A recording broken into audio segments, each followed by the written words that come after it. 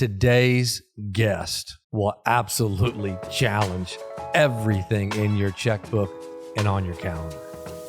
Languages we've talked about all through this has the power to give life and to unite people around things we understand and agree upon and attract people that support that. And it also has the opposite power. In business, we often measure just business metrics.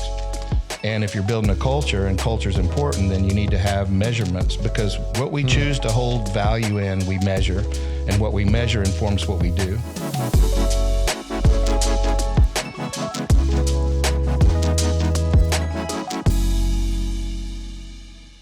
Welcome to Decision Points. I'm Doug Hudson. I'm Scott Wood. Are we fired up for today? You are in for an absolute treat. Our guest today is Daron Babcock, founder of Bonton Farms and director of community transformation at Stand Together. Welcome. Glad to be here. Thanks for having me. We're glad to have you. Excited to be here. Is this a good time for farming or is it a tough time? What's farming like today? Today feels really good, but this summer was brutal. What do we have, 42 days over 100 degrees with no rain? Yes. That's not conducive for growing food, to say the least. Yeah. Or living, for that matter. I struggled just getting out in the heat. My dog would go to the door 3 or 4 times a day and whine, and I'd open it and he'd turn around like, nah, not doing it. Not going to do it. Yeah. I felt the same way. I felt just like your dog. Yeah, I did the same. All right, we can all relate to your doggy. Now that the doggy's the star of the show, what kind of dog? What's his or her name? Rottweiler named Bronx. Bronx. Yeah, my wife is from New York, and so she named the dog to remind her of home. What's her name? How long y'all been married? Her name is Tetta, and we've been married, you're going to get me in trouble, 10 and a half years. All right. We married right after I left my career and moved into Bonton. The time when my family said that nobody will ever marry you because nobody wants to marry a poor guy living in the hood. And that was actually the catalyst that brought us together. So Bonton was. It's a really cool part of the part of How'd our you story. meet? Yeah. We just met over lunch with some friends and hit it off. I just got back from a business trip to Greece, and she's from the Philippines originally, and parents both worked at the UN, so she's traveled all over the world, and we're both fascinated with food and culture and people. And so we got excited about sharing our experiences and stories. And at the time I was traveling all the time, and I would call on my way back in on Friday and say, hey, can I pick you up for dinner? And she would kindly say yes. And then one day I called and said, can I pick you up for dinner? And she said, no, thank you. I was like, oh, she must have plans. No big deal. Is everything okay? And she's like, well, we'll talk some other time. I was like, well, something's happened. Like I've done something. So we wound up having coffee later that weekend. And she just said, look, I really like you, but you're never home. So don't play with me. And I thought that was one of the coolest things a woman's ever said to me. She was strong and stood her ground. And she was right. I was not available enough to have a relationship. And so when all that changed, providentially, I think, our paths crossed again. And I was like, well, I'm not traveling anymore. What was that gap? What was it? Was that 6 months? 2 years. 2 years? Yeah, about a year and a half probably. Okay. So there was some distance there where we had grown apart, and, over time, if you're not intentional about a relationship, what you had kind of goes away. And then when we ran into each other again, it was like, she's really not good. She thought it was travel that was the problem. Wait till she hears this. But, she grew up in Manila in the Philippines. Yeah. She lived in New York City. She was not intimidated at all by Bonton, and actually fell in love with it and embraced it, and truth be told, I'm a dreamer. I'm a visionary. She's an executor. Yeah. And she's the one that, truth be told, built Bonton Farms. There's no Bonton without Tetta? Is that how you say it? Tetta, yes. How do you spell it? Theda. So when y'all broke up the first time, just to make sure I have the timeline right, was Bonton in existence at that point? I never heard of it. Okay, you were still doing your career thing, which we'll get to in a second, but okay. Never heard of it. Okay, great. Yeah. So, we name this Decision Points, and your life just feels like there is just good and bad, because decision points, partly we came to that because it's decisions that we make that leave a lasting impact. Some are positive, some are negative. And even the negative ones we learn from. Faith allows us to redeem those.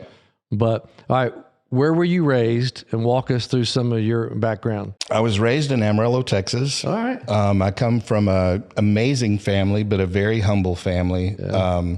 My great-grandfather was a sharecropper in Tennessee and fell in love with the young lady of the family whose land we farmed, which was forbidden at the time, at 14. And so they stole a horse and eloped and wound up somewhere in the middle of the panhandle of Texas because they came across some people that were working an oil field. And he got a job leveling a field where they were building oil field storage tanks, but there was no housing.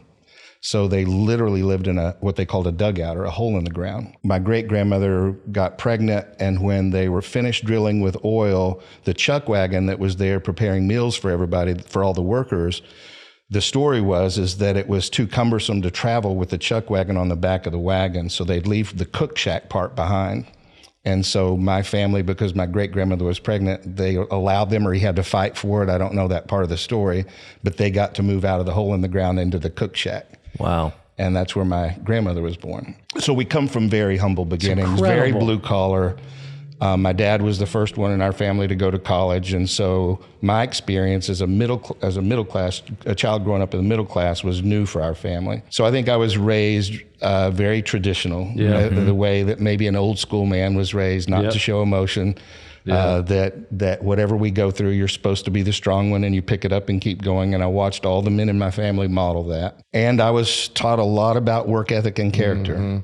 And the part that resonated so deeply in me that will come out in my story as we continue to talk is the part about if you want something, you have to be willing to pay the price to get it. And if you're not, don't complain when you don't get it.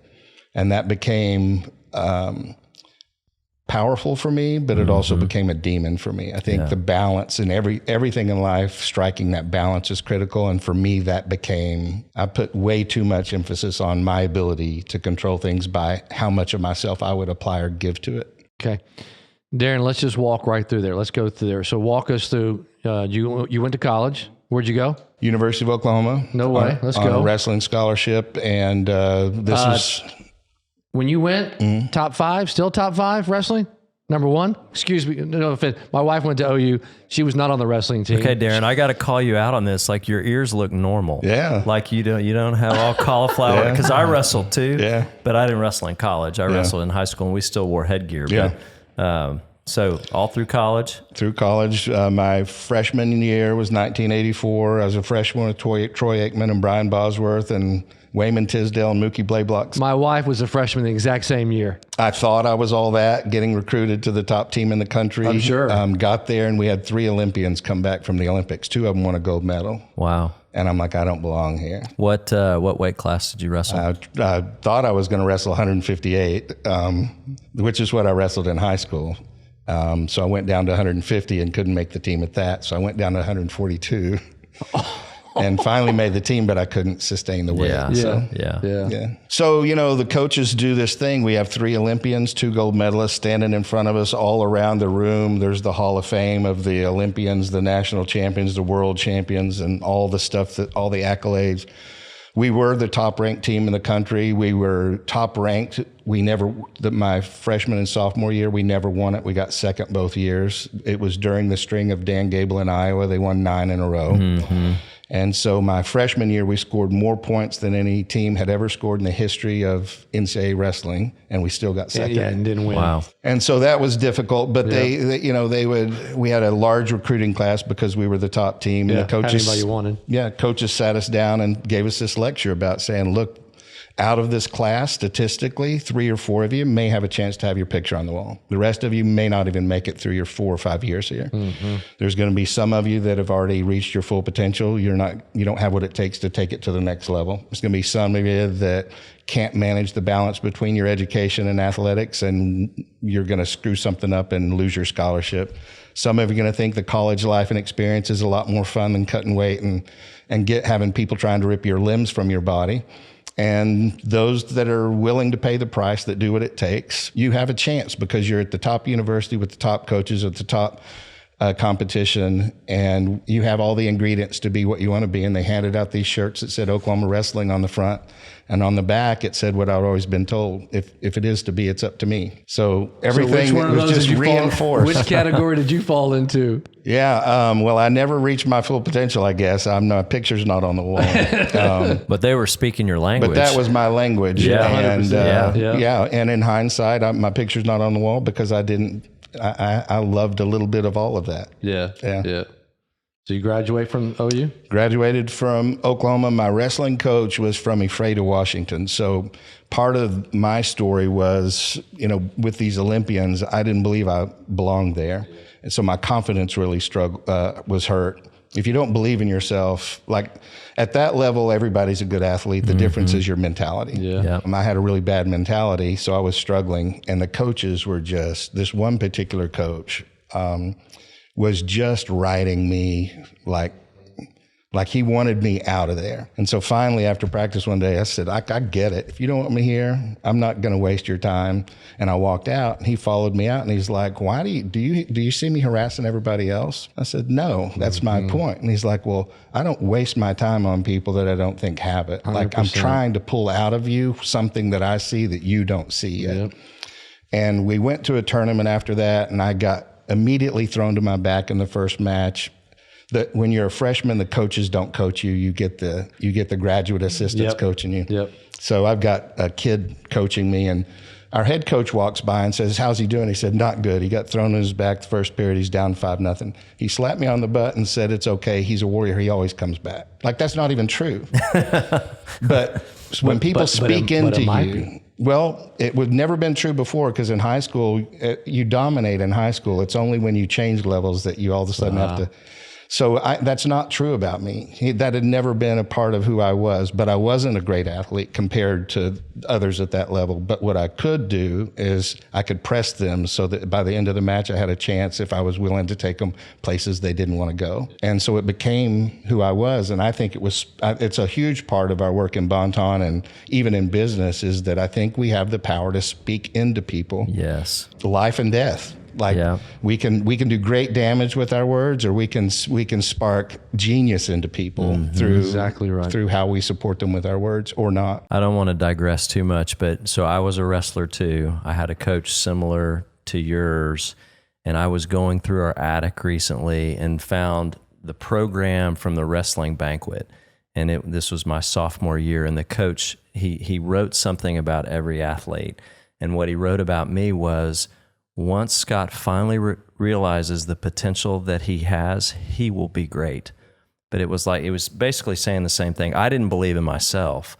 And so your story really resonates with me. We wound up becoming really close friends. And to keep me kind of from losing that foundation that he was building, I had to stay. I didn't get to go home the first summer. And he took us to do wrestling camps in the West Coast. We started in San Diego and finished in Alaska. And the first time I saw the Pacific Northwest, I was like, why did my family stop in the panhandle of Texas? No offense to Amarillo, West Texas, right? Why did my family stop in Amarillo? They were left Tennessee. I've been to Tennessee. It's pretty nice. Well, they did steal a horse to get there. The horse probably gave out at some point. I think it was flats. The reason I came up with it's flat. So if you're on horseback or walking, it was easy, you come to a flat spot. It's like, okay, this is good. Yeah, we'll stop here. But I just knew I wanted to be in the Pacific Northwest. Part of that indoctrination that I got as a child, I had this belief that I could do whatever I wanted as long as I was willing to work for it. And so I got a little sample of business life out of college, and I thought, these guys don't know what they're doing. I could do better. And I wanted to move my family to the Pacific Northwest. So I quit my job, and we started a business between Portland and Salem, Oregon. And who's your family? I married a young lady named Marcy Knight. I thought was the prettiest girl at school, and somehow convinced her I was a lot better of a person than I was at the time. We wound up met at OU? We met at OU, got married the year we graduated. And then just 2 years later, started our family, had our first son named Bo. And then 17 months after that, had our second son named Cole. Okay. Where are Bo and Cole right now? Bo works at Bonton Farms right now. He went straight into the Marine Corps out of high school. At the time, we were in Iraq and Afghanistan. He did some tours of duty over there and came back with some challenges and went to A&M to try to get his education. And one day called me and said, Dad, I'm not doing well. And I'm like, what's going on? I'm thinking he's not going to class, or, he's struggling with the adrenaline of being in combat and then coming back and having to sit and go to class was difficult. Sure. You hear that a lot with men and women coming back from combat. And he's like, I don't want to live. Yeah. It's like, that's really hard for a dad to hear. I think it's the only thing in my experience as a father that my kids went through that I didn't have any. I didn't went to war. Yeah. I don't know what that's like. Everything else they did is like, man, I've been there. Yeah. They didn't believe it, but I'd been there. They probably do now, right? They believe me. They've now. listened to enough podcasts. They know what Pops was up to. They know now. But yeah, so I don't know what to do, but I just said, come home. He came home. I know I'm going to work every day. It's not good to sit in your house by yourself. So I'm like, come to work with me. Yeah. And it just so happens the work we do at Bonton Farms doesn't matter if you're from the inner city and have been incarcerated, or you've been a human trafficking victim, or if you're an addict in recovery, or you're coming back from combat. We need the same thing. People need the same things to flourish. And so if you make those investments, regardless of your background, there's hope for you. Amen. But you have to invest in the right ways. And Bonton Farms, we try to do that. And it's helped my son. It's incredible. My youngest son's named Cole. And he and his wife, and they just gave us our first granddaughter named Adrian, after Adrian Peterson. Oh. So that's how big a Sooner fans we are. My granddaughter is named after Adrian Peterson. We have a beautiful family and it's incredible. Two amazing young men. All right, so you move your wife and the two boys to the Pacific Northwest. Pick us up there. So we bought the rights to open Schlotzsky's in the Pacific Northwest. I didn't have an idea to start a business, but I wanted to do my own thing. So at the time, the opportunity came up to bring that franchise to the Pacific Northwest. So we were able to help other people open stores, but at the time to do that, you had to open your own. We opened our first one and it did extraordinarily well. So we opened another one right away, and then another one. And then we hadn't had a break, like a day off, in 2 years getting that started. And so we had some friends that said, let's go to Mexico on a surfing trip. And it's like, well, I need that. That's his love language. I love that. So we took off on a road trip and surfed all the way down the Pacific coast to Puerto Escondido in Baja, Mexico, and then surfed our way back. No way. Before we left, I'm sorry, I forgot this. Before we left, my wife had like an ulcer on the side of her tongue. And it was bothering her, so she went to the doctor, and it's probably a food allergy. Try this diet. I hadn't eaten for 5 years in college. My wife was athletic. Her brother and dad both ran track at OU, so that was in her. And we love food. And so we weren't very good at sticking to that diet. Yeah. And it seemed like that ulcer, or whatever was on her tongue, would ebb and flow with when she would follow the diet or when she didn't. And then it started getting so painful that she started following the diet and it didn't change. Oh, no. So they did a biopsy. We go on this surfing trip and come back, and this is before cell phones and stuff. So I have an answer machine, and like you hit play. I don't have many messages when we get back from this surfing trip, and you hit play, and it's a doctor saying, we've got the report back. You need to come in. So I'm 32 years old. Like, you don't think anything can happen to you. You're not going to worst case scenario. No, I didn't even flinch. Didn't lose a wink of sleep. And we go in and it's like, well, we have bad news. It's cancer. Still, for both of us, we were like, okay, what do we need to do? Yeah. And it started this horrific journey. Yeah, it was really difficult. Head and neck cancer. Cancer suck no matter what. But when it affects here, the three things they have to do are, cut it out, poison it, or burn you through radiation. So when you do that in this part, it becomes harder than if you had to rank the difficulty of it, I would think that would rank up there with Yeah, I would say so. And so 2 years from the date after to the day that she was diagnosed, she passed away. You know, we all have this emotional bucket, and we all have different sizes of buckets. You know, what we're able to manage and handle, every individual's different, but the fact that we have a defined bucket affects every human being. And whatever you don't process, whatever you stuff down, adds to that bucket. And so my whole life, I thought I was this strong man, because every hardship I'd ever faced in my life, I just put in that bucket, and I had plenty of space in there to deal with it. And I just kept going. What I didn't learn is that everything you put in that bucket is toxic, and it's a cancer that starts to grow inside of you, in your spirit, in your mind. And most of us don't even recognize the way that toxicity manifests in our daily life. Sometimes it's just being short with people. You know, sometimes it's withdrawing and not being as social. Sometimes you start to demonstrate addictive behaviors, maybe shopping excessively or golfing or working out. And because it's a healthy expression, maybe I don't think of it as an addictive behavior until it's evident that it is. Right. And so this is part of our human nature, and it's something that happened to me. I was totally oblivious to it.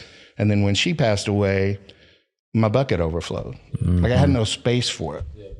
And I had no way to process it. And I had no skills to navigate that, because I'd never dealt with emotion before. Yeah. Wasn't the West Texas way. No, it wasn't the West Texas way. And now I didn't have a choice, but I just didn't know what to do. So some of the traditional textbook things of people suffering start to manifest is that it's interesting, when we're hurting, our survival instincts don't serve us well. Most of the time we're made to survive. And so, you know, when you're hungry, you seek out food. When you're thirsty, you seek out water. We have these mechanisms that help us survive no matter what we face. But when we're hurt emotionally, it's almost like the instincts are reversed. So most people start to isolate, which is not a survival instinct. That's the first way to start dying quickly, is to isolate. So I started isolating. I wanted everything that had to do with cancer and everybody that was part of that to leave, which left me and my 2 young sons that were only 5 and 6 at the time alone, 2,500 miles away from home and anybody that we really knew. Wow. And the emotional pain I felt was exponentially harder than any physical pain. I thought I had a high tolerance for pain, but I am a weakling when it comes to emotional pain. I don't like my heart to hurt. It's a muscle that you had not, like most of us, learned to exercise.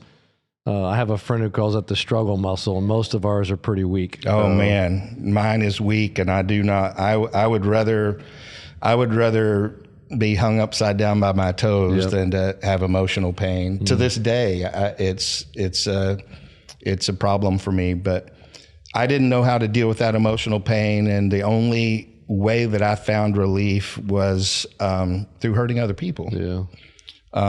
You know, at the time, wrestlers didn't have a career unless you went to the Olympics, but they'd started this new thing of these fight clubs. Like, it was tournaments that eventually turned into MMA and what we know as UFC. Yeah. I had some friends that I ran around with that had that kind of mentality, and we went to a bar one night and we got in a fight, and it was like the first time I felt relief from that pain. Wow. Like, since she got diagnosed, all these, like that, even going through that 2 years, I was stuffing stuff in and trying to be strong for her. 100%. So I'd been in pain all of that time, and that was the first time in 2.5 years that I have felt any kind of relief. Well, I want to do that again. It feels good. Man, I need it. I don't even know if it feels good, but it alleviates the pain. Yep. And it's very short-lived. Yeah. I mean, a couple of minutes, 3 minutes. A fight to last 5 minutes is a long time. Yeah. It wasn't very successful, but I was seeking that out every chance I got. And we wound up getting in another big fight one night, and the police came, and I jumped in a car with some people I didn't know to get away. And they were running cocaine up and down the West Coast. So when we got back to their apartment, it was everywhere.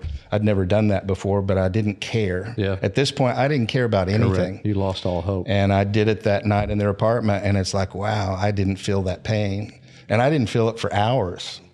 And as soon as it started coming back, I could do another line of cocaine. and I don't have to hurt anybody. It seemed like a great answer to my problem. Yeah. I was checking a couple of boxes, but Maybe a day. Yeah. After that, it doesn't take long that you're not doing the dope. The dope's doing you.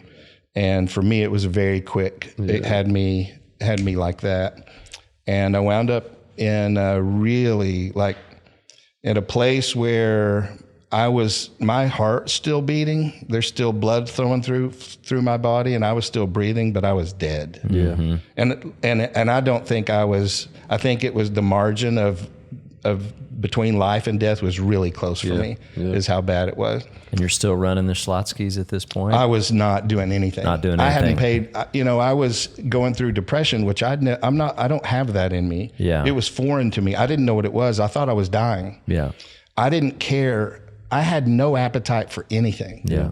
I couldn't make myself get the mail out of my mailbox, is how depressed I was. I hadn't paid my mortgage in 8 months, not because I couldn't, I didn't care. Yeah. It's now I've learned those are all the clinical symptoms of depression, but I just wasn't familiar with it at all.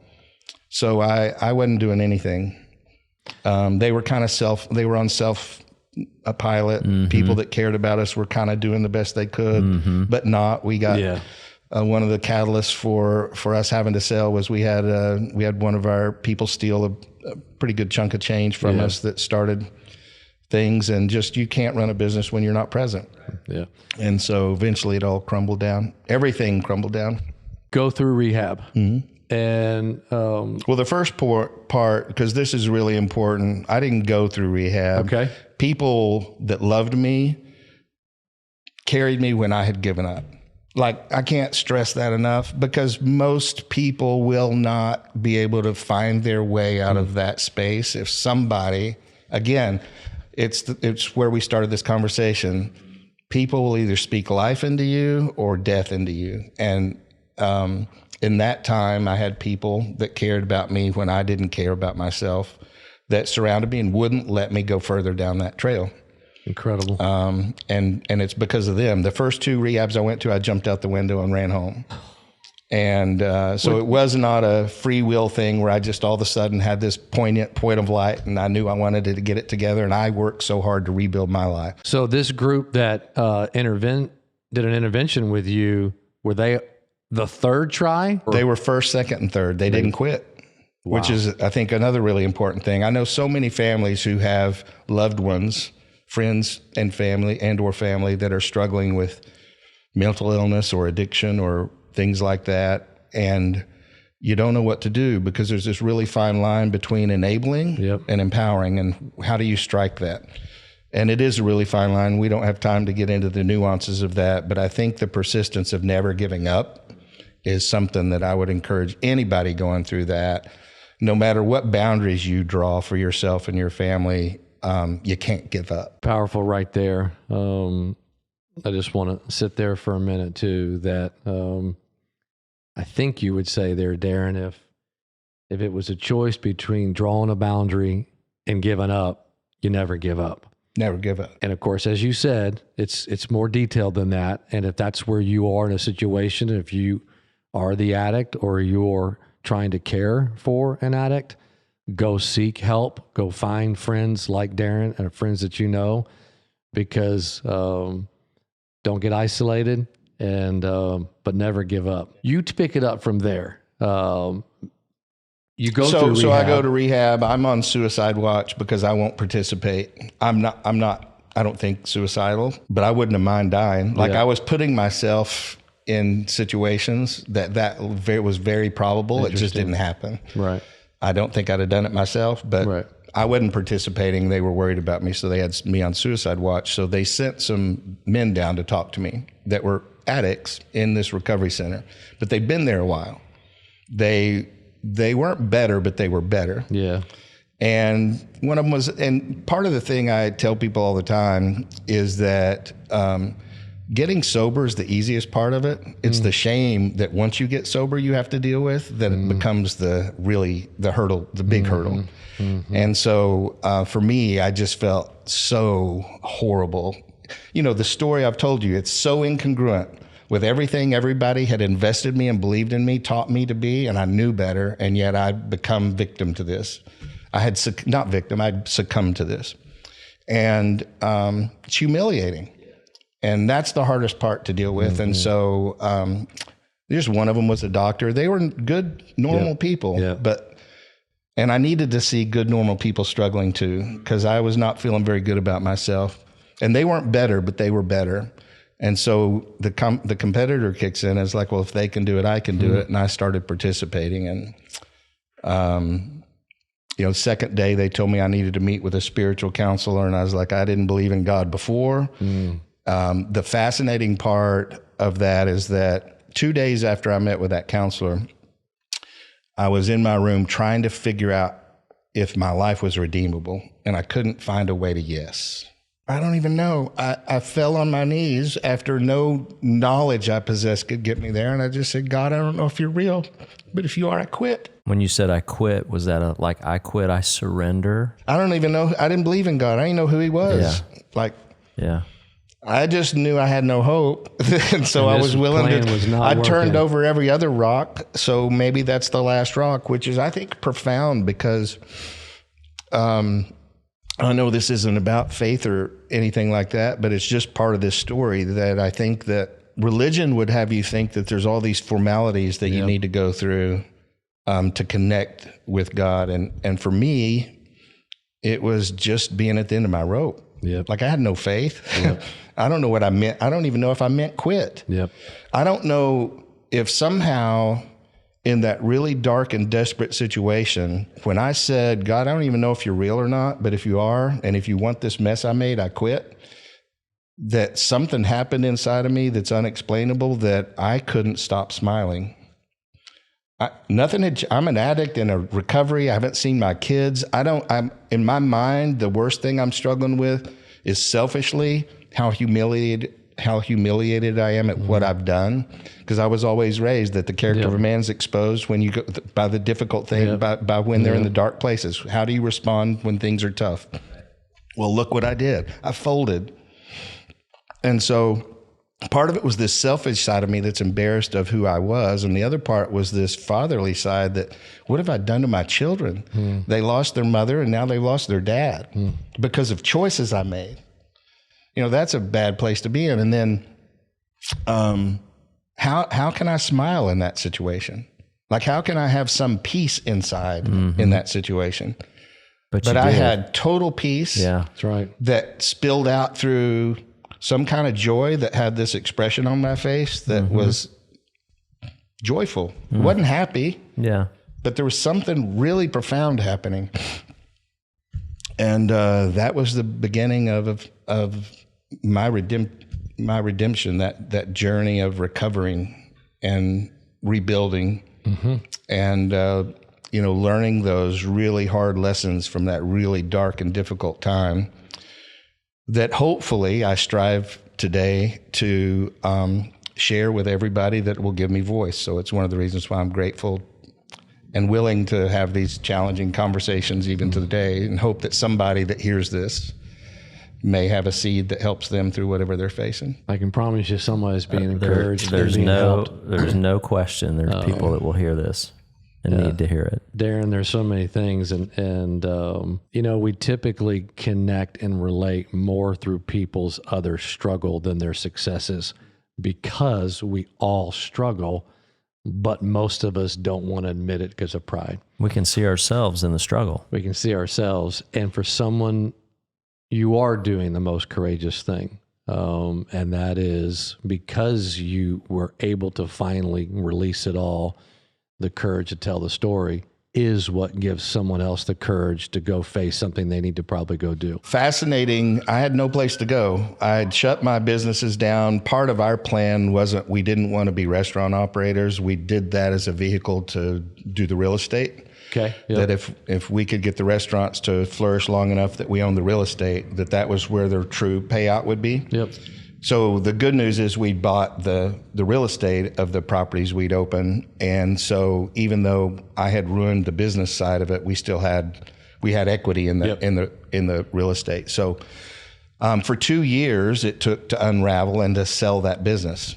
So I was stuck with no business to operate at home in Oregon, being a father and learning how to live for the first time at 33 years old.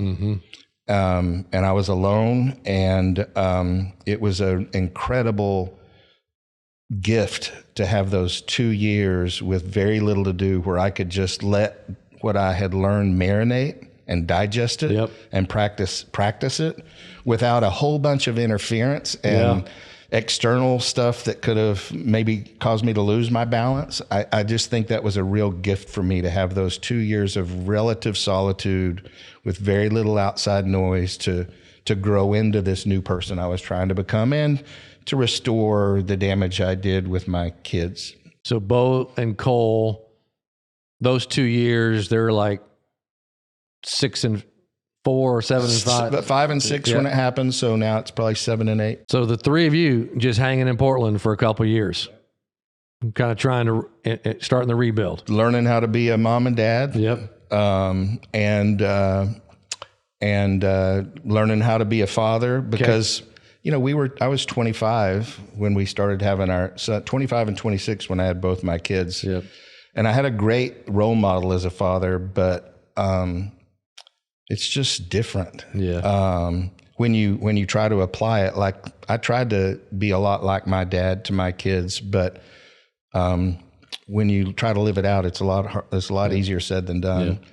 So I got to try to learn to be a father. Then certainly coming out the backside of that, I'm a different person and a different father, different husband than I was before, for the better. All right. So how do you end up in Texas? After those couple of years. So funny kind of sick part of this story was I thought that I had the businesses sold and the real estate. And I showed up with our attorneys to sign the deal, and he threw a newspaper down, and Schlotsky's corporate had gone bankrupt. So the deal's off. Obviously, the deal's off. And so I'm like, trying to learn how to trust and be patient and not force my way and muscle my way through things now. And fortunately, at the time, banks were consolidating, and banks wanted our restaurants were good bank locations, so we were able to eventually get out with selling the real estate. And I just knew I needed to be closer to family, the community.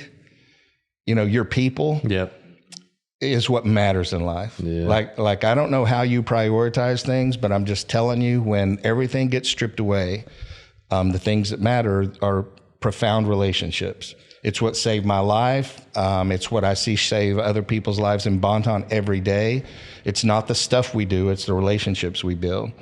And to care for those is I can't tell you, in our society with all the distractions, and in America where we're chasing stuff and status and whatever illusion we've been told to pursue, the thing that gets lost is the investment in profound relationships. And I think it's a huge part of the social decay we're experiencing in our country right now. We have these factors where, when I was growing up, it was rare to see both parents working. Well, now most families are dual income families. And so the impact does that have on your children to not have that in the home? And now you have social media, and we started taking front porches away and putting garages in the back, and started building suburbs with houses between $750,000 and $1 million. So everybody I live around is the same as me. It's this homogenous kind of life. And if you add all that and a plethora of other things that I didn't mention together, we have this social experience where people are starting to recognize that on the outside, my life looks good, but on the inside, I'm missing everything, and I don't know where I've lost it. And I think it starts with, it's not limited to, but it starts with this part of our human nature where we desperately need to be known, like not like we know each other, but known, like I'm sharing things that people may feel like they know me after this because I'm going in places where really personal things. I think we long to be known and to be accepted with our good and the bad. And if we have surface level relationships where the bad's not known, only the good, then they're not deep enough. They're not deep enough to fulfill that void in our lives. And then I think the the second part of it is to have is to belong to something that matters. And I think we struggle in our culture belonging to things that truly matter. So we overvalue what our work is to us, or overvalue, even maybe my history. Maybe this whole wrestling story, I still think there's some sickness to that in me that was 30 years ago. Why do I still talk about it? It makes me feel better. I was proud of that moment. Yeah. Yep. But I think it's also when you bring that up a lot, it's like, why does that still matter to me? It's 30 years ago. There's so many questions. I'm just going to chase this one for a second. So many people tune in to Decision Points because they own a business, and they want much of our pillars, as we talked about before the show. We have 4. One of them is about coaching and purpose. And Daron, there's so much more of your story we're going to keep going into, but I want to just pause right here. If I own a business, and your quote that said, it's not the stuff we do, it's the relationships we build, how can a business owner start to breed that in their culture? Part of the story that when I left Oregon, this is a fascinating part to me, I think about all the time.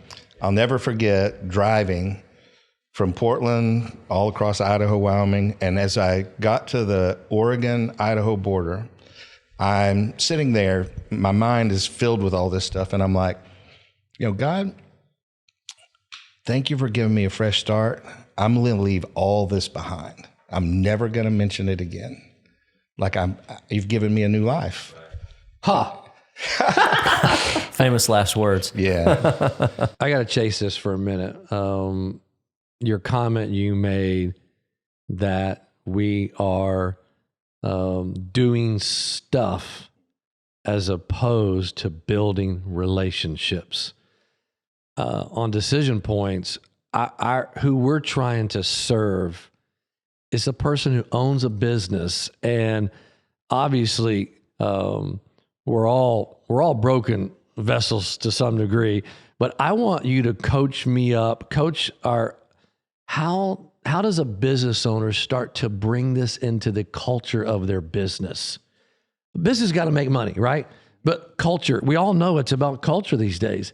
Talk to a business owner how they can take some of what you've learned and integrate that into their business. It's not a science, it's an art. Yeah. And I think it's really difficult to build a culture. The things that I think are foundational to it that are helpful to see that it succeeds is that the language you use needs to affirm who you really want to be. I think language, as we've talked about all through this, has the power to give life and to unite people around things we understand and agree upon and attract people that support that. And it also has the opposite power, either in the void of using powerful language that can unite or use a negative language. And then I think a second piece of that that's really important is in business, we often measure just business metrics. And if you're building a culture and culture is important, then you need to have measurements, because what we choose to hold value in, we measure, and what we measure informs what we do. And so the way that culture, in my experience, becomes real and becomes consistent, the way that you see what's the most profound organization that we know of that has such a consistent culture across the country that no matter what's happening in the world, you see these memes come up that says we should get Chick-fil-A to do it because it's consistent. Day in and day out. I'll leave it at that. They've done a great job, but I think it's the words you use and that you build in, and that's so important to you that you measure that. And I think most of us, when it comes to measurement, we get lazy and we measure business, things that matter to the business, and we lose sight of what matters to the business is the people we have and the connectedness we have as a family, because we spend more time with our work family than we do with our real families. That's right. Well said. That's right. Well said. Well, and I think culture, it's a harder thing to manage or measure. Correct. Right? Like you can measure revenue, you can measure cash flow, you can measure, lots of quantitative things, but culture is not quantitative. It's a little harder to manage, so it requires a little more effort, a little more work. And some creativity, which most entrepreneurs have a lot of. So, and we talk a fair amount about culture. Every organization has culture. Every family has culture. is it healthy or is it negative? Is it, so don't fool yourself. You have a culture at your workplace, but to Daron's point, are you positive? Are you building up? Are you tearing down? And are you measuring it? And being intentional about it. Yeah. I think the scariest thing is to have a neutral culture, because if you have a negative culture, it's pain point. You know about it and you do something about it. I think most companies have a neutral culture. They haven't really done the really hard work of establishing something they're proud of and drive on and talk about and are consistent with every day, and they haven't made that investment and effort. They also have got boundaries or something that has not made it toxic either. Yep. And so we sit in this neutral space where it's neither good nor bad, but it's nothing. Yeah. Yep. So Daron, let's go back. You're moving from Portland to Texas. Catch us up with kind of what happens, from a professional perspective in there. You join BlackRock at some point, and then we get to Bonton, which is what we want to talk about. So just kind of run us through that path. Well, I had worked really hard to move and start a life in the Pacific Northwest, but I felt like I needed to get my boys and myself closer to family. Yeah. And so I'm, as we start working on the deal to sell the business, I start probing around about what opportunities are out there. And one of the things I kept hearing back consistently is nobody wants to hire entrepreneurs. You guys don't play by the rules. You're not really hireable. And I took a class for recovering entrepreneurs. I didn't have the bandwidth or energy to run my company. Yeah. I wanted to go work hard for 8 hours a day and come home and be a dad. Yep. I didn't want to worry about if I was going to make payroll or to have the security company call at 3 a.m. and tell me a mouse ran across the warehouse floor. Yeah. Owning a business, there's never rest.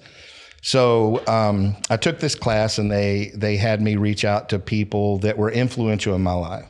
And that was really powerful exercise with no motive, but just to reconnect. Was this part of your recovery process? It was part of my recovering entrepreneurship class, Okay. not my personal recovery class. Yeah, no, that's great.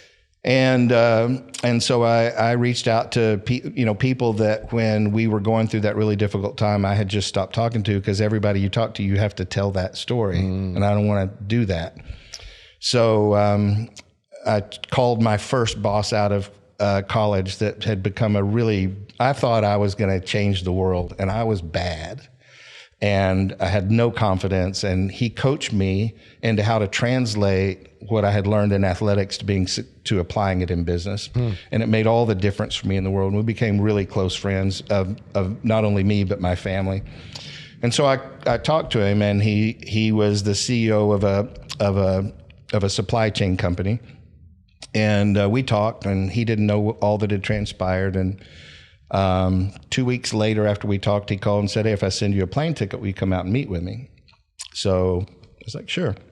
So he sent me a plane ticket, and I flew out to meet with him. And he said, "Hey, I want you to come run our healthcare vertical." It's like, I don't know anything about healthcare. Like, I've gotten stitches at a hospital. That's my extent of knowing. I can go into the emergency room and get stitched up. Right. And he's like, "Winners win. I'll try it." And so I took a job with his company, running a healthcare vertical in a supply chain business. And before long, the guy that ran all the verticals left, and the guy that my boss had hired didn't show up for work the first day. It was a really difficult job, and I think the guy just got cold feet knowing what he was stepping into this fire. And so I went to my boss and I was like, "Why didn't you even talk to me about this?" And he's like, "You don't want this. This is a really difficult job. This business is not in good shape. You're going to get fire from every direction. I don't think you're ready for that yet." I was like, "What happened to the winners win thing?" And he gave me the opportunity to do it. And I can't remember what year, maybe 2005 or 2006. And then we were owned by a performance food group that was in the merger deal with Blackstone, private equity firm. And so that $1.4 billion deal went through in 2007, and we were this entity inside their their financials that they didn't know what they got. We were actually inside their financials because margins on food service is really low, and it made their margins look healthy for valuation, right? Once they figured out this was folded up in the deal, they started unraveling it. Well, at the time, Blackstone had 120 or so portfolio companies, and so I wound up running supply chain for their portfolio companies and the external business until I left for Bonton in January of 2012. So tell us why you left. Mutual friend of ours, Johnson Ellis, when I came on my first exploratory trip to Dallas to see if maybe there's an opportunity here to relocate out of Oregon, I met with a good friend of mine named Bernae Box. I don't know if you know Bernae or not. Bernae didn't know what to do with me, so he called his friend Johnson, and I was like the hot potato. Yeah. And Johnson was like, I don't know why I met with you. People call me to meet with people all the time, but I did, and he and I had this connection from the very first lunch we had, and he became a mentor of mine that really led me into the maturity of my faith and into maturity of who I was trying to become as a man, and to this day is a really dear friend of mine, and we hold each other accountable in that way. You mentioned earlier you were kind of starting to court your wife now, Teta, excuse me. She gets called. Yeah. Where's Bonton beginning to grow here? Where's I was searching. Because you're at this point, you got two boys. You have a chance to maybe have another beautiful relationship. But as you mentioned earlier, and you got a really successful career. Why change? You know, I had accomplished a lot in my life, and I had money before, and I had status before, not in exorbitant ways, but for my family background, I was doing really well. Yeah. And it was empty to me. And then coming out of this really tragic, difficult journey, and the redemptive side of that, the things that mattered to me were relationships and people, and investing in others. I had this real transformation where my whole life I had relationships based on what I could get them to do for me. I had an agenda. They were transactional. How can I get you to be a part of my agenda? And if you could, we had a relationship, but it wasn't healthy, and it wasn't profound or deep. Right. But now all of a sudden I had this longing for something that I didn't understand, and I cared about people. Mm-hmm. I didn't have an agenda. Mm-hmm. I don't know how to do that. But it was a longing that I had. I couldn't ignore it. Mm-hmm. So in my company, I'm like, this is not fulfilling to me. As successful as whatever all that journey was, it was not fulfilling to me. So I got permission to start these things I called soul shine sessions, where I was trying to take a culture that was neutral. Truth be told, I don't care what your core values are or anything else. We were about the bottom line, shareholder earnings, meeting expectations, period. Yep. And so it was a neutral culture. It wasn't toxic. We were all working really hard together and very successful, but it wasn't healthy. We weren't there for each other either. So I got permission to start these voluntary sessions called Soul Shine sessions, where I just was trying to get people together. I think we all longed to be vulnerable and to talk about things that we don't have permission to talk about at work because it doesn't meet that expectation that we're. And this was inside Blackstone. Yeah, this is why you're at Blackstone. This is inside Blackstone. So when you said you got permission from Blackstone. Well, from the portfolio company. Okay, so all right. We worked under. Okay, all right. And you called it Soul Shine? Soul Shine sessions. Yeah. Polish our soul. Yeah. The things beneath the surface. Right. Not your skills, not your public speaking skills, not your presentation, not your data analytics, not anything about work, but who you are, how are you doing as a human being? And who came to these? A lot of people just started showing up. People are thirsty for it. Yeah. From that point forward, if you facilitate making that possible, people are thirsty for it. We're thirsting to death in the absence of that, and we just don't know it. Yes. I tried to go on short-term mission trips that were, for me, really unfulfilling, very transactional. I was longing for something more. And one Saturday I was having coffee with Johnson, and in the middle of it, he's like, I got to go. I'm like, we just got here. Like, I'd been on the road for 2 weeks and hadn't seen you. Like, what's going on? And he's like, I've got this friend of mine, Mike Fetchner, that has this thing going on in this inner city neighborhood called Bonton. And there's a group of men that they meet with in this house and bring breakfast to. And it's kind of like a Bible study. It's really just relational. You should come down. It's like, oh, but you're going to have to ride with me because you can't go in that neighborhood. You have to have people from the neighborhood meet you at the floodgates and escort you in. It's like, I've never heard of, like, you've got to be kidding me. He's like, no, like you don't go there on your own. So I don't know why I did it. I think part of it was adventure and intrigue, and part of it was this relational, those words, relational. And so I went, and I took the short version of the story is sometimes you see things you can't unsee. I couldn't walk away from there. I walked into a room full of people that were just like me, but very, in the inner city, the gift that we have a lot of them, but one of them is we have nothing to hide. We're not pretending to be anybody. And one of the things I think we struggle with on the north side of 30 is that to operate in the world that we operate in, we have to show the world that we have it together. And so none of us do, but if I can't expose that stuff, if I can't be honest with it, then it becomes like that cancer and grows. And we're not maturing as people. We're becoming more sick and toxic. On the outside looks beautiful and it looks successful and it's checking all the boxes, but on the inside, I'm really suffering and dying and feeling lonely.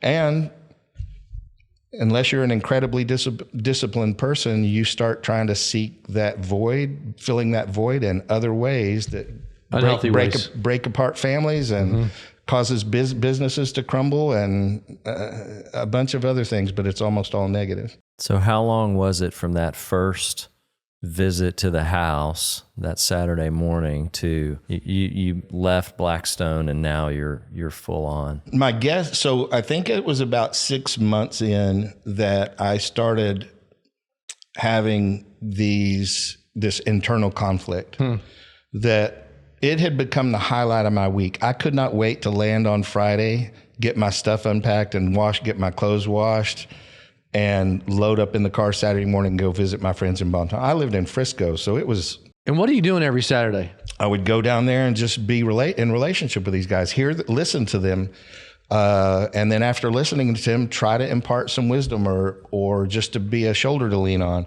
They were struggling. It's a struggle. It's a real struggle to survive in the inner city. And we just got to listen and be friends. And in some cases offer some advice when we had some, but mostly it was listening and just being a shoulder to lean on. The internal conflict was, why am I doing this? Like, why is this the highlight of my week? And the truth is, if we were introspective enough, that we were doing that for 2 hours on a Saturday because it made us feel better about who we were, which is not a bad thing. It's also not a whole thing. It's part of the equation. Really well said. Right. So again, if you believe in Scripture, you can't outgive God. So whatever you give sacrificially comes back multiple. And so I felt guilty. This was new to me. I didn't understand it, but I felt guilty that I was trying to leave something behind, and I kept getting more blessed every time I went until I learned that that's the way it's designed. Correct. And that's why it's better to give than receive. That's why we should invest in others, not just for the benefit on them, but of what it does internally for us. It's one of the only things it's okay to be incredibly selfish with. So 6 months in, you sort of... But to be real, to not just be a one-sided part of the equation where I was benefiting, but my community wasn't, because we were making little to no impact for 2 hours on a Saturday. Every Saturday we went down, those men were facing the same circumstances. Nothing was changing for them. It was great that they had a shoulder to lean on, but we weren't changing. We weren't there enough to actually change their not happened yet. For me, it was like, if this is real in my life, then I have to make decisions that reflect that reality. And what do I hold most value in? What I say I hold value in, or the way I live it out? My grandfather used to say, you can tell what's important to a man by looking at their calendar and their checkbook. Well, my calendar and my checkbook was incongruent with what I was saying was important to me. And so I just kind of started this negotiation with yourself. I think with a higher power. We all know how that works out, right? I think there was a plan. I think all of this is on purpose. All of the tragedy, all the hardship, it's not wasted. And if you want it to be redeemed and used for his good, you've got to let that happen. And so, gosh, why waste all that? Yeah. So, but it's hard. It's easier said than done. So my first thing was, this was in 2010, late 2010 or so. Well, I'll just sell my house because it won't sell, because nobody was buying houses back then except investors, and I'm not going to sell for cheap. Well, in 30 days, I got a full price offer from a corporate reload deal. Yep. And so I had to close really quickly. And so that was the catalyst. And then I moved to the neighborhood.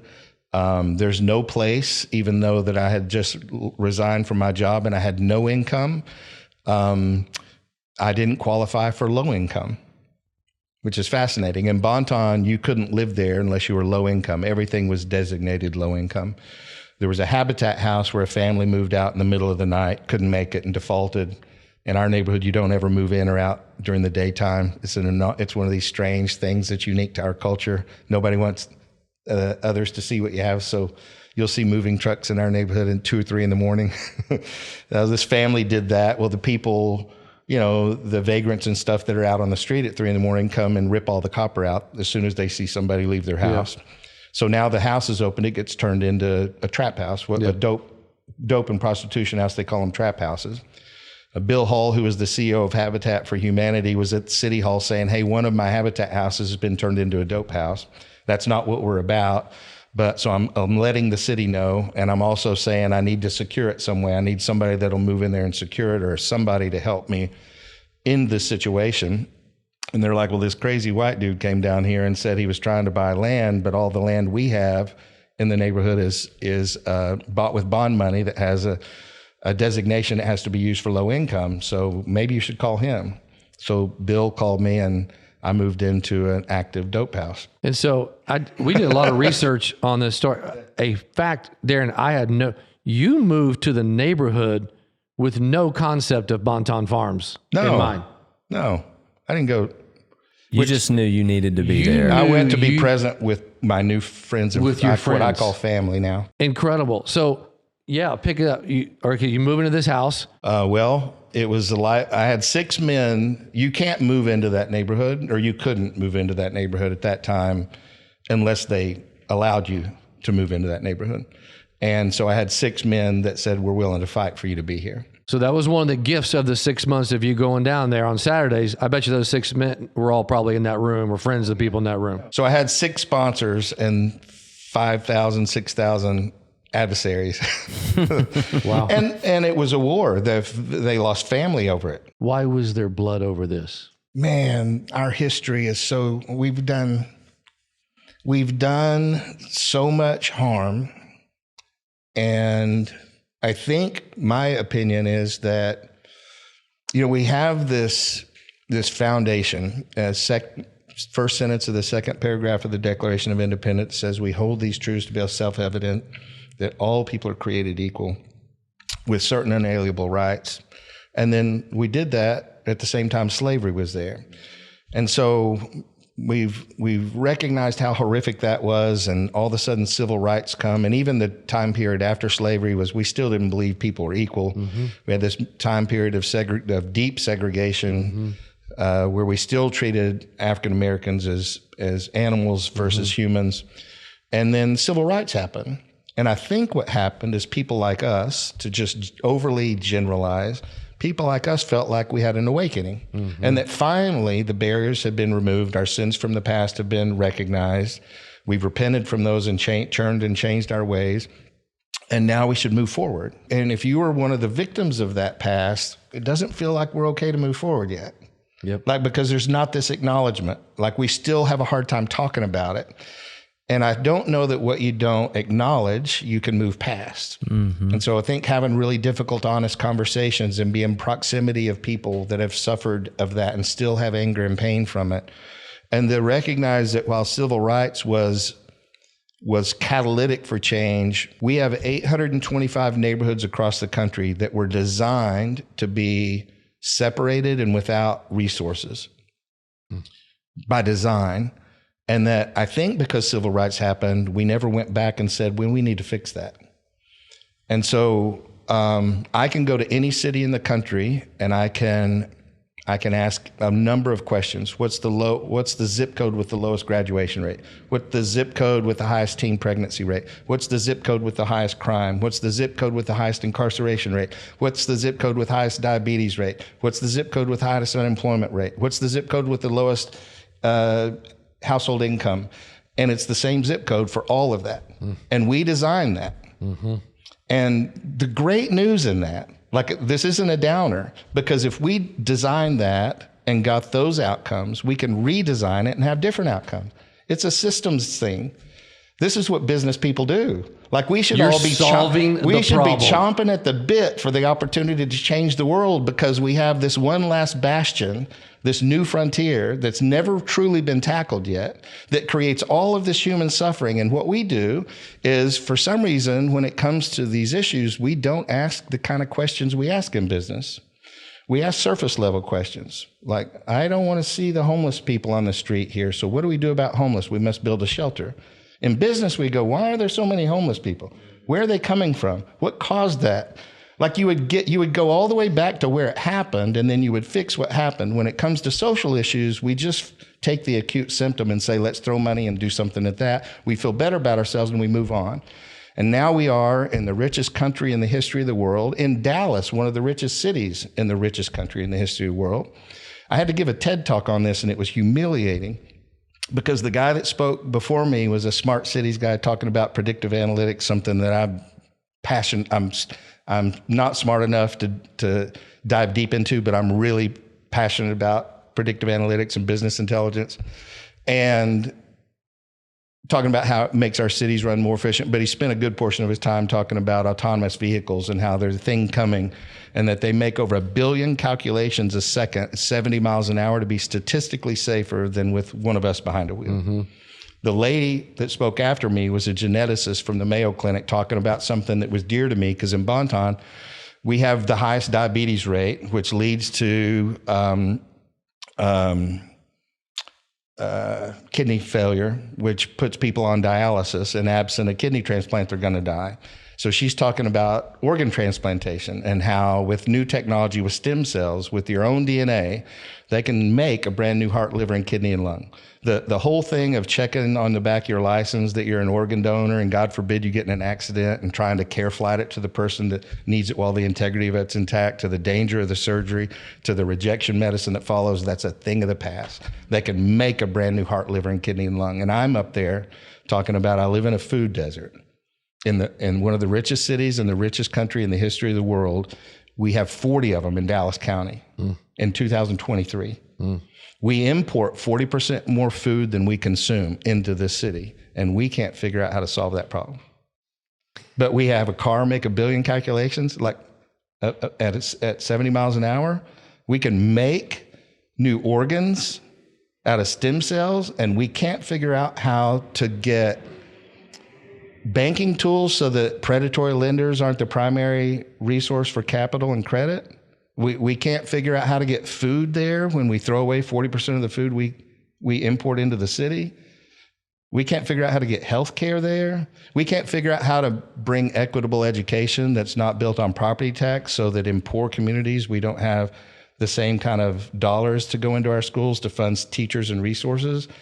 Like, if you think about it, if I don't have equitable education to compete in a free market economy, if I don't have access to food, if I don't have access to health care, if I don't have access to capital and credit, and in Dallas, if you draw a line across I-30, 45% of our population lives south of that line, 55% lives north. What percentage of jobs do you think are north of 30?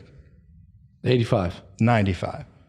We have almost half the population living where 5% of the jobs are. Poverty impacts mobility. So I used to be one of the guys that said, hey, there's help wanted signs everywhere. Why don't you just go get a job? But it's not that easy. Not that easy. And we understand how economics works. If I live somewhere and I go somewhere else to work, and if I come back home and there's no goods or services there, and I spend my money back there, how does wealth ever get built if every time I make $1, I'm giving it right back to you? Yep. So we have to build it. How can we operate in zip codes where there's really no economy yet? Two things come to mind before we move to Bonton Farms. One, he's data driven. For sure. We talk about this all the time in business. We've talked about it here about culture, and you just gave us some of the most staggering data driven. We know the data tells us what to do. We're clear. But yet we're slow to respond. You're living there. You've been accepted by some, not by all.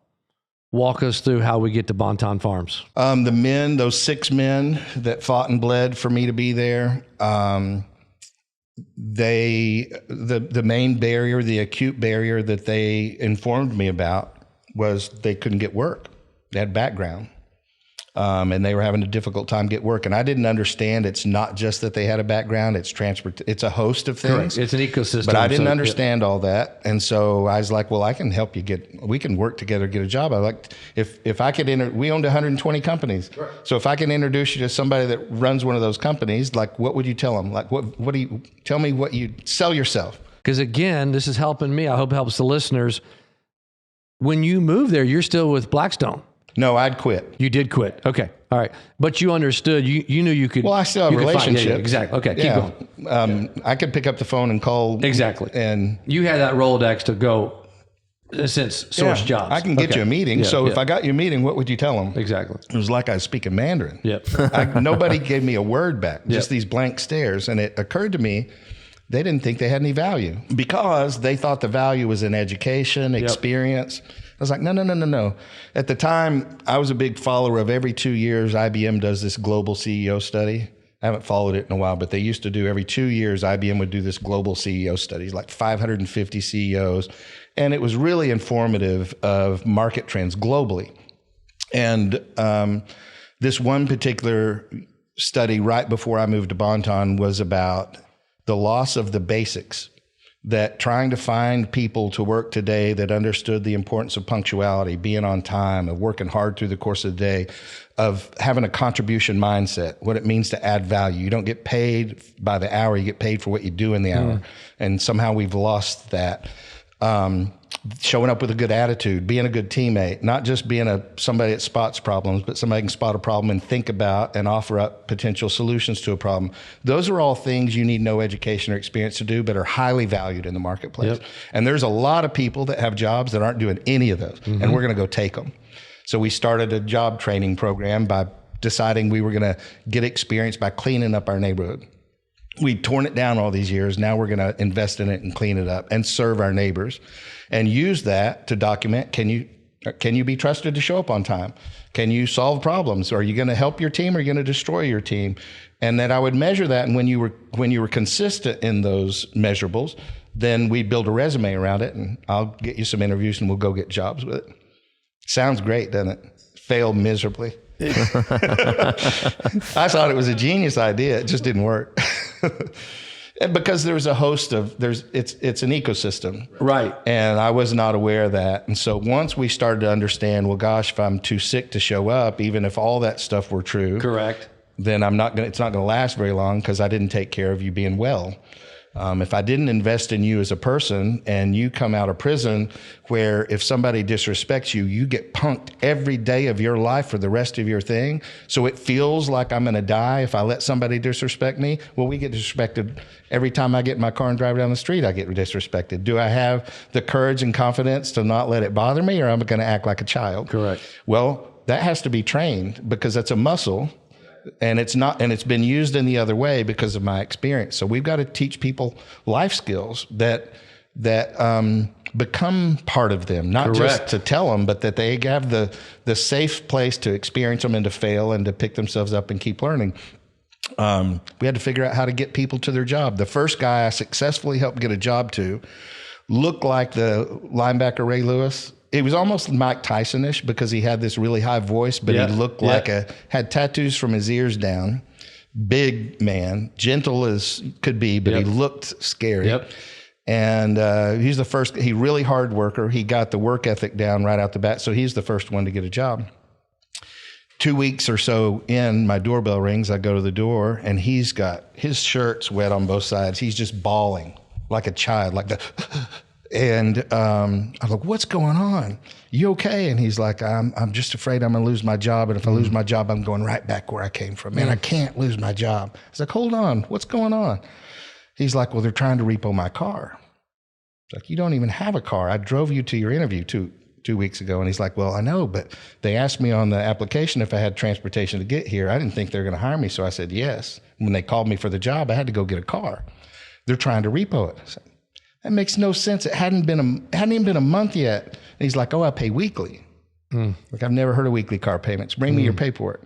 He brought me his paperwork. He paid $8,400 for a 12-year-old car that had a Blue Book value of $3,500 and was being charged 35% interest on top of that. Weekly payment. So before he even got his first paycheck, they're trying to repo it. So we started a car company. So it was this learning of doing life with a person and learning that, when you farm, if I take where the sun's coming in that window and I put a cotton ball that I keep moist and put a seed in that cotton ball, and every day I walk through and make sure that cotton ball is moist, when will I be able to come back and get fruit from that seed? Never, because it's missing one thing. It's got sun, it's got water, it doesn't have soil. There's macronutrients, right? And then there's a ton of different micronutrients that are nice to have, but the macro ones, if one of the macronutrients is missing, no fruit. And that's what we learned in Bonton, is that another self-critique of our social sector is that we've been,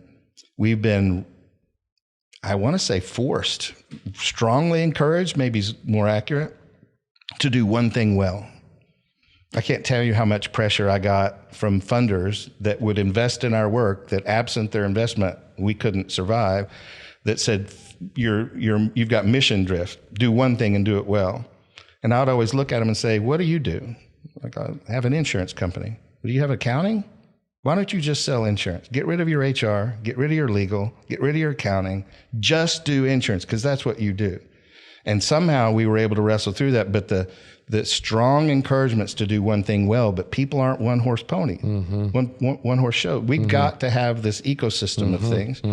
And what Bonton Farms came to be is, once we started to understand that, we have to organize, we have to have an organization that's substantial, that can address the macronutrients of a human being, so that we put them in the best position to thrive. What we like to say is, we just want to remove the encumbrances, and then you have to do the hard work of making of that what you can. And so Bonton Farms really is an organization that just tries to remove the barriers. Daron, you've mentioned a couple times Bonton. I guess, help me, what is Bonton? And obviously you've started Bonton Farms. Give me some background, please. So Bonton is a place, it's a neighborhood. But I'd also like to challenge the listeners to think about it as an example of many places. Interesting. So, if you think about after slavery, there's emancipation.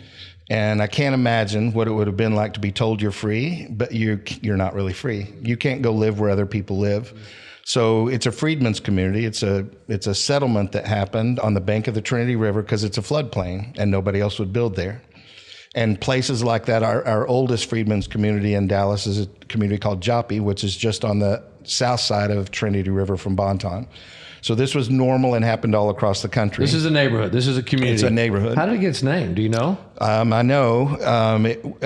It was a settlement, a freedmen's community. One of the things I learned is that during segregation, that really spurned an amazing time of economic opportunity and prosperity for newly freed slaves and African-American families that were starting lives for themselves. They couldn't eat at our restaurants. They couldn't buy clothes at our shops. They couldn't go to our hospitals or anything.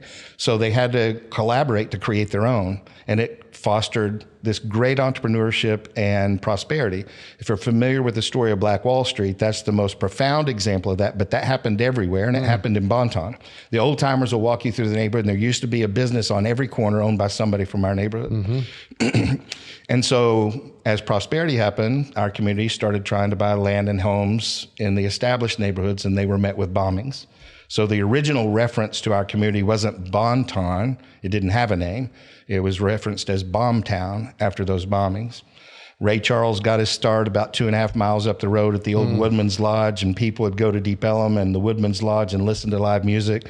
And we had a commercial district on Silkwood, our main street through the middle of the neighborhood, that was filled with gambling shacks and brothels. And there was a dirt road that connected Deep Ellum and what's now Malcolm X to our neighborhood, and people would come down for the after party. And so it shifted from Bomb Town, based on the bombings, to Bonton, which is French Cajun for good times, for the after party. So that's the history of our name. And like I mentioned earlier, there's 825 of those neighborhoods across the country. So Bonton is one of many. And Bonton Farms is a intervention that just says that the work that we've done for restoring race relationships and equity and living into that first sentence of the Declaration of Independence is yet to be realized. And that it's an effort to bring, we call it disrupting systems of inequity. We talk about building a system that leads to these bad outcomes. Well, we can re-engineer that system, produce good outcomes. And so Bonton Farms is this amazing social experience to take through an entrepreneurial lens all of those barriers that we created and innovate ways through business and free enterprise. We call them social entrepreneurship, to build things that remove those barriers, believing, as my new boss, Charles Koch, says, that free people are capable of extraordinary things. So we work really hard to make sure those encumbrances are removed so that free people can flourish.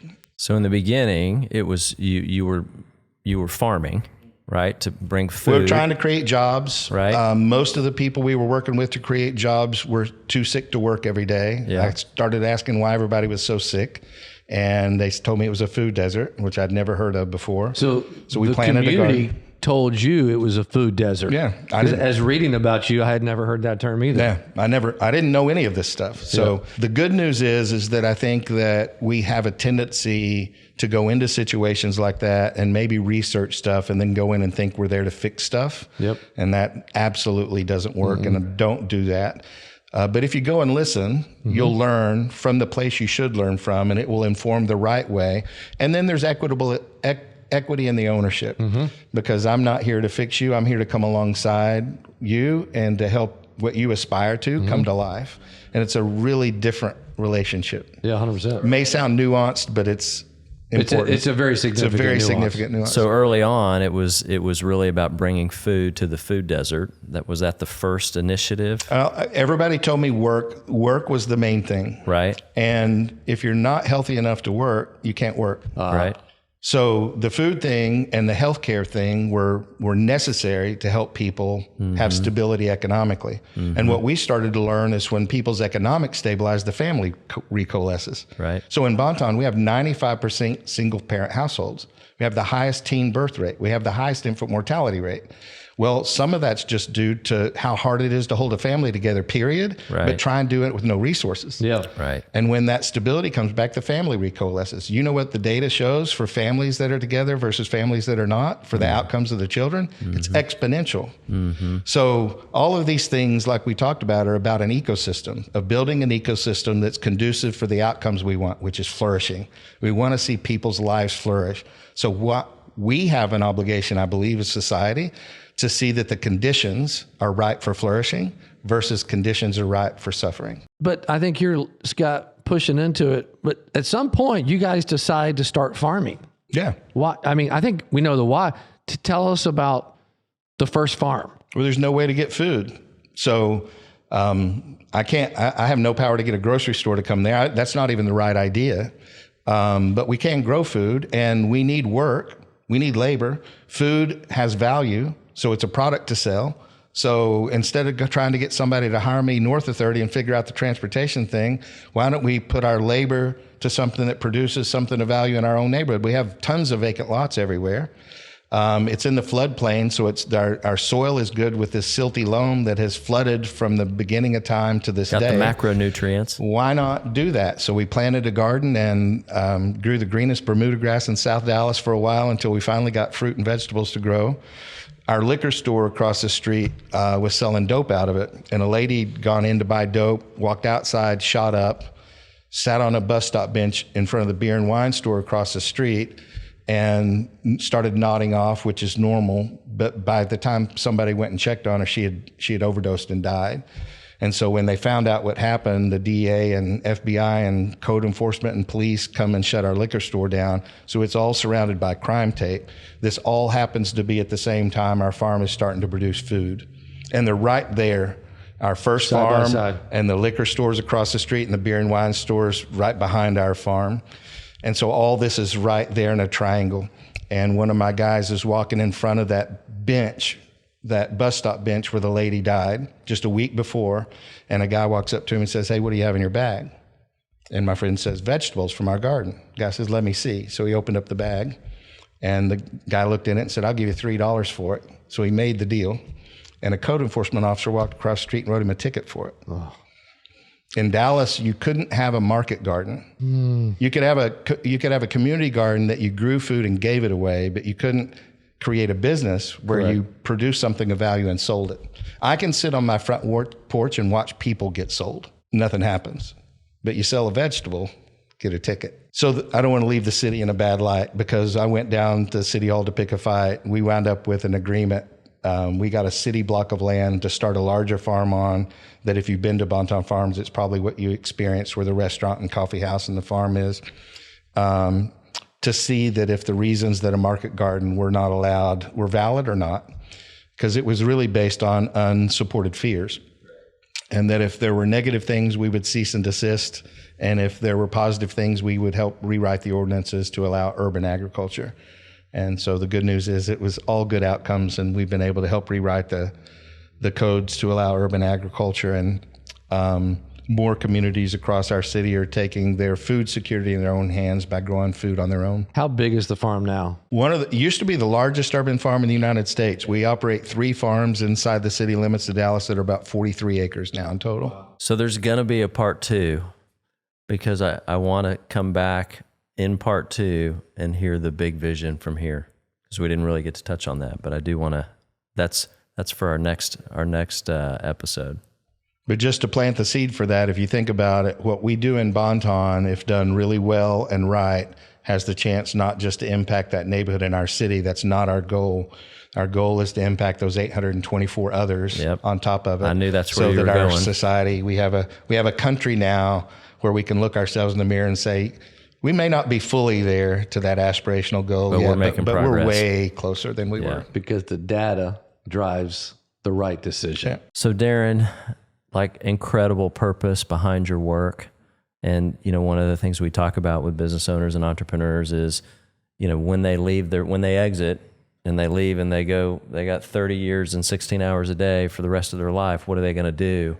I mean, you've obviously followed your heart to do this great work. And, I think it's a great message to everybody listening that, there is life on the other side of business, and there's really valuable work to be done.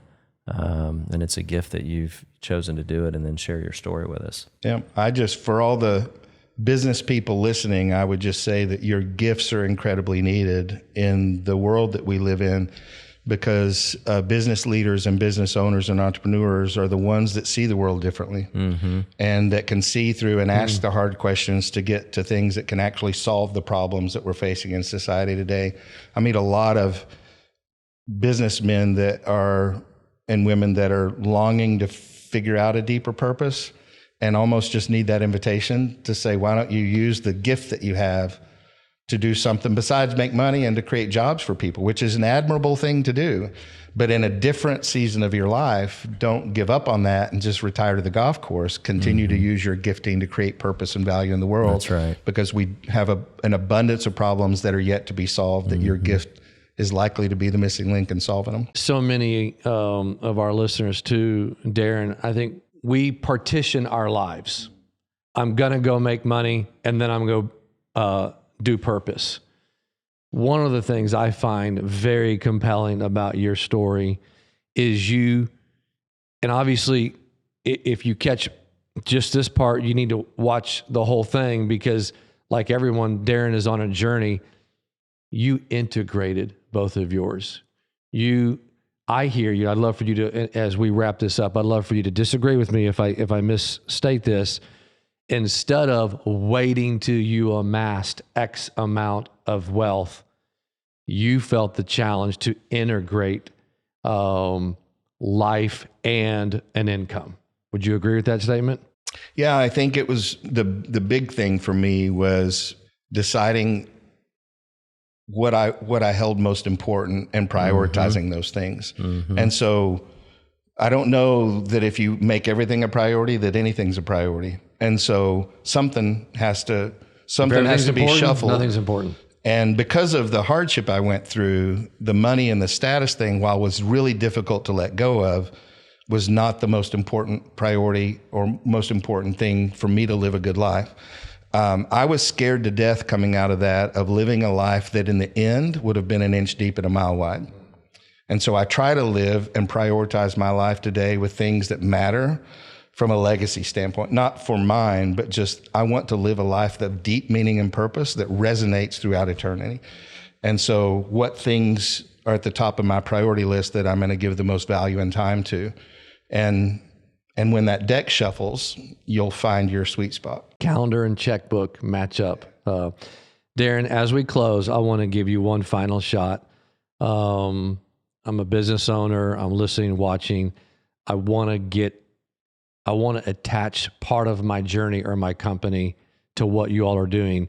In a minute or two, how can we participate? I mean, I think the amazing thing about Bonton Farms is that it's different, right? Is that while we need whatever you have to offer, it's not healthy for me to tell you what I need. If I tell you I need money and you don't have money, then I've just alienated you. Yep. And if you had a little bit of money and you gave it, but you couldn't keep giving, then it becomes transactional because you gave what I asked for once, you couldn't keep doing it, so then you're gone. Transformation happens when you find a connection and a purpose and you keep showing up. And so what we like to do is say, we want to get to know you have a passion, you have something that brings you life or something that really angers you. And one of those things is something you should get involved in. You also have giftings. Sometimes it's money, sometimes I'm a great marketer. So we have people in legal trouble that don't have advocacy. It doesn't matter what you do, your gifts are needed. And I would encourage people to think about what you're passionate about and what your gifts are and to contribute in the way that you can, because what we need more than anything is stickiness. Yeah. We need people to find a home and to stay there. We have volunteers that come down and you see them 3 times and then things get busy. We didn't find their sweet spot. We didn't light their fire.